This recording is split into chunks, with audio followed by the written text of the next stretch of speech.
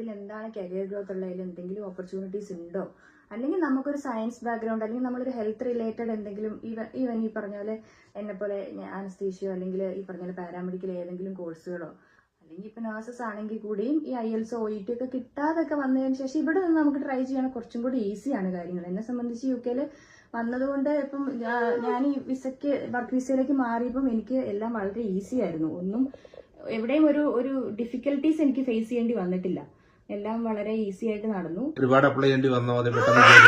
ഇല്ല, ഞാൻ ആകെ അപ്ലൈ ചെയ്ത് 2 രണ്ടെണ്ണം അപ്ലൈ ചെയ്തതിൽ ഇന്റർവ്യൂവിന് വിളിച്ചു. ഇന്റർവ്യൂ 2 വന്നെങ്കിലും 2 ഇന്റർവ്യൂ പാസ്സായി. അതിലൊരെണ്ണമാണ് ഇന്റർവ്യൂ ചെയ്ത സമയത്ത്. കാരണം ആ സമയത്ത് വേക്കൻസീസ് ഒത്തിരി കൂടുതലായിരുന്നു. ഇപ്പൊ പക്ഷെ ഒത്തിരി വേക്കൻസീസ് കുറഞ്ഞു, ഇന്റർനാഷണൽ റിക്രൂട്ട്മെന്റ്സ് കുറഞ്ഞുകൊണ്ടായിരിക്കണം ഒത്തിരി പേര് എനിക്കായാലും മെസ്സേജ് അയക്കാറുണ്ട് ആൾക്കാർ. കുറെ ആപ്ലിക്കേഷൻസ് ചെയ്തിട്ടും അവര് ഇന്റർവ്യൂ കോളിന് വിളിക്കുന്നില്ല. ബിക്കോസ് ഇപ്പൊ ഈ സമയത്ത്